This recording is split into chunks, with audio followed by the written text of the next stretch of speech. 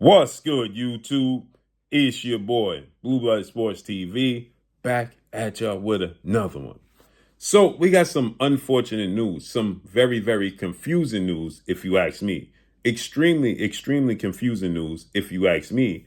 And that's two-time WBC super middleweight world champion, Mexican Ecuadorian superstar boxer, who is the light heavyweight title contender, superstar boxer, David the Mexican Monster Benavidez, is now decided that he's going to forego fighting the former WBA super middleweight world champion, who was in his weight class at 168 and a world champion, who he wanted to fight to become undisputed, and Callum Smith, British superstar boxer, to allow the trilogy between the two best considered light heavyweights in the world, Artur Beterbiev and Dmitry Bivol, to face off for a third time. It's the third and final fight. So he's being offered to fight Callum Smith on the undercard of that fight, and he's guaranteed the winner. But now Mauricio Suleiman and the board of 32 members are now claiming that they're going to strip Dmitry Bivol. If Dmitry Bivol and David Benavidez can't come to an agreement by April 8th, and if Dmitry Bivol is still steadfast on having a trilogy with Artur Beterbiev next, they're going to strip him of the WBC title, which means the trilogy between Artur Beterbiev will not be for undisputed, which means they're stripping Artur Beterbiev of history, which is so ironic because Dmitry Bivol, just for the first time in his career, at 34 going 35 years of age, being a long-lasting champion he has been, has never held the WBC title.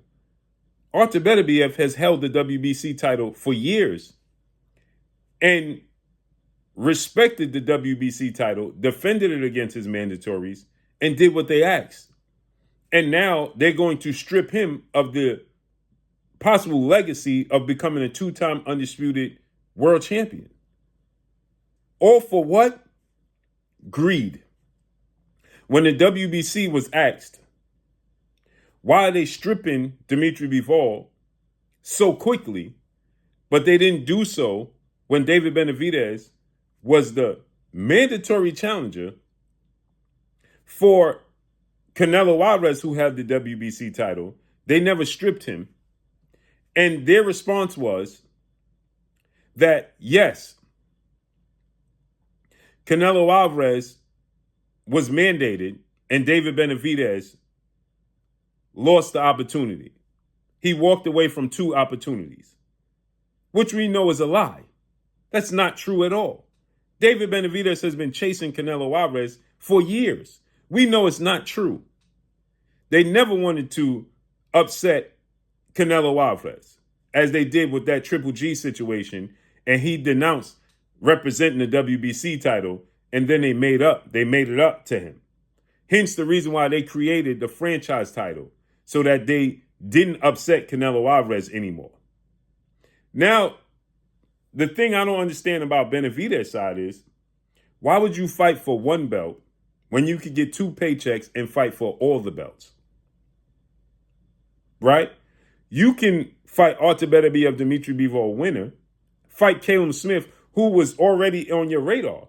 Because keep in mind that Callum Smith was the WBA 168-pound champion when Benavidez was the WBC 168-pound champion when Caleb Plant was the IBF 168-pound champion. Right? So, and Billy Joe Saunders was the WBO 168-pound champion. So, Callum Smith was on your radar. His only losses, this is a good legacy fight for David Benavidez because Callum Smith's only loss came at the hands of who? Artur Beterbiev at 175 and Canelo Alvarez. That's the only two losses on his resume. And he's coming off a big win over Buatsi, who was undefeated. So you beat Caleb Smith, you beat David Morrell, Caleb Plant, Demetrius Andrade, right? You beat Caleb Smith. That speaks volumes. And now you get the winner of Bivol and Beterbiev for undisputed for all 4 belts, opposed to fighting for 1 belt. It makes no sense. It makes no sense to fight for 1 belt. None. So now they're going to strip Dmitry Bivol because we know His Excellency Turki Al-Sheikh is going to push for the trilogy. And Beterbiev deserves it because he beat Bivol. Bivol's only loss is to Beterbiev, and Beterbiev's only loss is to Bivol. So let them get their trilogy out the way. You know Turki Al-Sheikh is going to make the trilogy like this immediately. It keeps you active. You just fought against David Morrell in February. You're going to be active because they're going to fight in the summer. So it's going to keep you active to fight 3 times this year. You fought David Morrell in February 1st. You're going to fight again in the summertime, Caleb Smith, and then again against the winner of Bivol and Beterbiev before the year is up for undisputed. That would be a great year for David Benavidez. You beat David Morrell, you beat Caleb Smith, and then you fight the winner of Bivol and Beterbiev, which I think it will be Bivol anyway.